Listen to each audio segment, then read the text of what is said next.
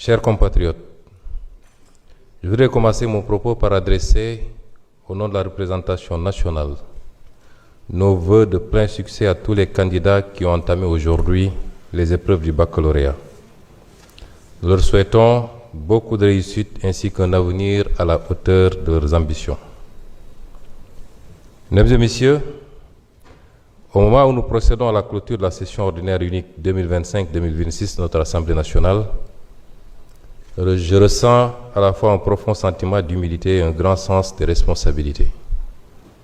Il y a un mois à peine, la représentation nationale m'a confié l'honneur de présider cette auguste institution, prenant ainsi le relais de mon prédécesseur, M. Malick Ndiaye, à qui je tiens une nouvelle fois à rendre un hommage appuyé pour le travail accompli durant cette session.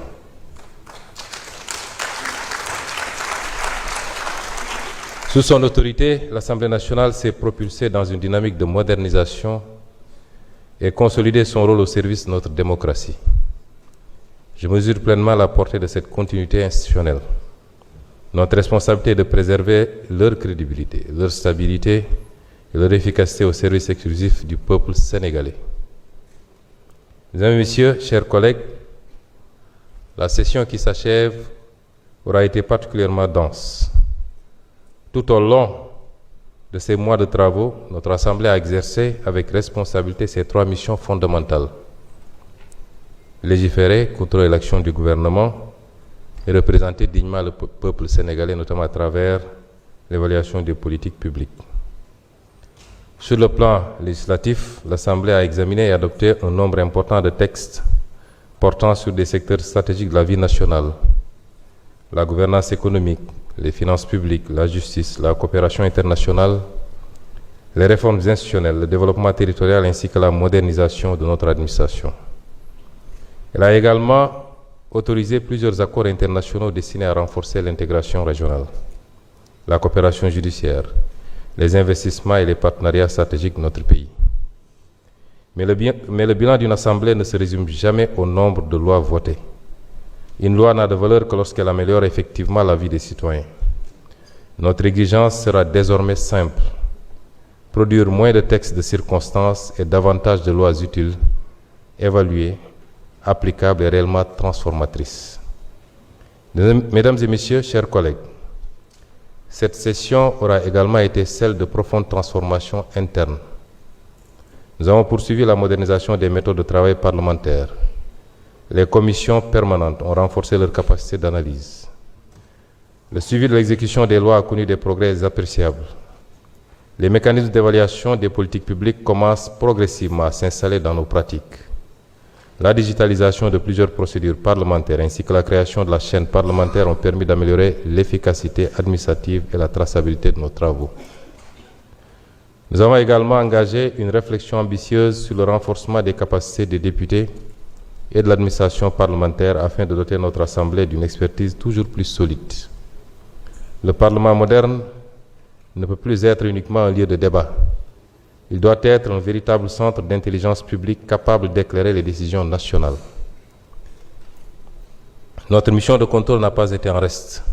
Par ailleurs, les séances de questions d'actualité, les auditions en commission, les missions d'information ainsi que les travaux de suivi budgétaire ont permis à la représentation nationale d'exercer pleinement son rôle de contrôle démocratique. Cette dynamique devra et va être amplifiée. Ce contrôle ne constitue nullement une opposition systémique à l'action gouvernementale. Il représente au contraire une garantie de bonne gouvernance, de transparence et de redevabilité. Enfin, dans une république moderne, gouverner signifie accepter d'être évalué. L'État ne peut plus se satisfaire de mesurer uniquement les moyens engagés. Il doit mesurer les résultats obtenus. Chaque franc public doit produire un impact réel sur la vie des populations. C'est aussi cela la rupture. Mesdames et messieurs, chers collègues, la diplomatie parlementaire a occupé une place importante durant cette session. Notre Assemblée a poursuivi une présence active au sein des organisations parlementaires régionales et internationales. Elle a participé aux travaux de l'Union interparlementaire, du Parlement de la CEDEAO, de l'Assemblée parlementaire de la francophonie, de l'Union parlementaire africaine, ainsi qu'à plusieurs rencontres bilatérales avec des parlements partenaires. L'organisation à Dakar de la 85e session du comité exécutif de l'Union parlementaire africaine a constitué l'un des temps forts de cette diplomatie parlementaire, illustrant la place croissante du Sénégal dans les grands débats continentaux. Notre diplomatie parlementaire doit désormais accompagner davantage les priorités nationales: la souveraineté économique, la paix et la sécurité régionale, l'intégration africaine, la mobilisation des investissements, la défense des intérêts des Sénégalais de la diaspora. Nous devons faire du Parlement un acteur reconnu du rayonnement international du Sénégal. Mesdames et Messieurs, chers collègues, l'Assemblée nationale dispose d'un mandat constitutionnel qui lui donne les moyens d'apporter aux citoyens une information factuelle sur plusieurs dimensions de la vie nationale.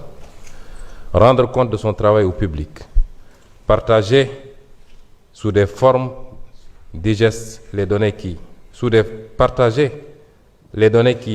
le sous-tendent, c'est remplir au mieux le contrat de transparence inhérent à la fonction parlementaire.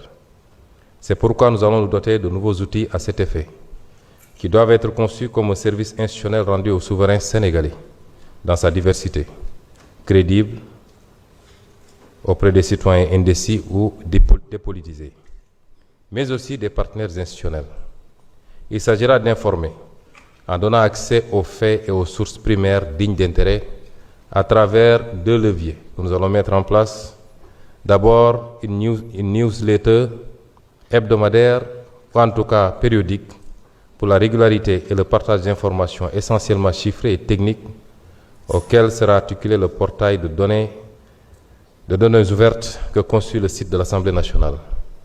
Il rendra compte de façon sobre, synthétique, digeste, pédagogique et traçable du travail parlementaire de la semaine ou de la période écoulée, sur des contenus tels les textes examinés et adoptés, résumés en langage accessible, avec le lien vers le document officiel, les questions au gouvernement et synthèse des principaux échanges en commission, les chiffres clés d'une politique publique mise en lumière chaque semaine, le suivi des engagements et des réformes en cours pour mesurer le chemin parcouru. Le second outil consistera à la mise en place d'un podcast vidéo pour la présentation des députés, de leur territoire et de leur action. Mesdames et Messieurs, la session qui s'ouvre après cette clôture ne sera pas une période d'inactivité. Bien au contraire, l'intersession devra être mise à profit pour préparer les grands chantiers qui attendent la représentation nationale et en exécuter certains au besoin. Plusieurs projets de loi structurants sont déjà inscrits dans notre agenda législatif, notamment dans les domaines de l'agriculture, de la justice, de la défense, de l'identité biométrique, de la publicité, des finances publiques, ainsi que de la politique industrielle. Nous devrons également approfondir les travaux préparatoires relatifs, notamment au renforcement du contrôle budgétaire, à l'évaluation des politiques publiques, à la modernisation du règlement intérieur, à la poursuite de la transformation numérique de l'institution, au rapprochement entre le Parlement et les citoyens. Notre ambition est de bâtir une Assemblée nationale plus ouverte, plus transparente, plus accessible et davantage tournée vers les préoccupations quotidiennes des Sénégalaises et des Sénégalais. Chers collègues, au-delà de nos appartenances politiques, nous partageons une responsabilité commune et le peuple nous observe. Il attend de nous de la hauteur, du sérieux, du respect mutuel et un engagement constant au service de l'intérêt général. Nos débats peuvent être vigoureux, nos convictions peuvent diverger, mais notre attachement à la République doit toujours nous rassembler. Les Sénégalais nous ont accordé une confiance immense. Cette confiance n'est pas un privilège, elle est une obligation. Ils attendent de nous moins de postures, moins de conflits inutiles, moins de calculs. Ils attendent davantage de travail, davantage de résultats, davantage d'exemplarité. Le Sénégal entre progressivement dans une nouvelle étape de son histoire. Cette étape exige du courage, elle exige de la rigueur, elle exige de la discipline, elle exige surtout une fidélité absolue à l'intérêt national. Nous n'avons pas le droit de décevoir, nous devons rester fidèles au mandat que le peuple nous a confié, avec humilité, avec détermination, avec patriotisme, parce que l'histoire ne retiendra ni nos discours, ni nos querelles, elle retiendra uniquement ce que nous aurons changé pour notre peuple.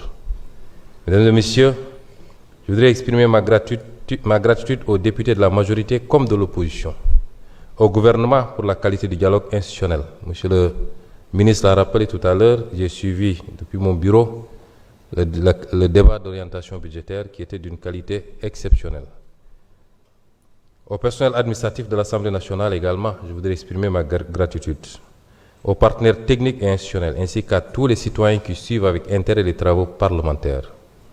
Je forme le vœu que l'intercession permette à chacun de poursuivre le travail de proximité avec les populations, d'écouter davantage leurs attentes et de revenir à la prochaine session avec une énergie renouvelée. Je prie le Tout-Puissant d'accorder à notre nation la paix, l'unité, la stabilité et la prospérité. Qu'il guide chacune de nos décisions. Qu'il bénisse notre Assemblée nationale et qu'il bénisse le Sénégal. Vive la République, vive le Sénégal. Mes chers collègues,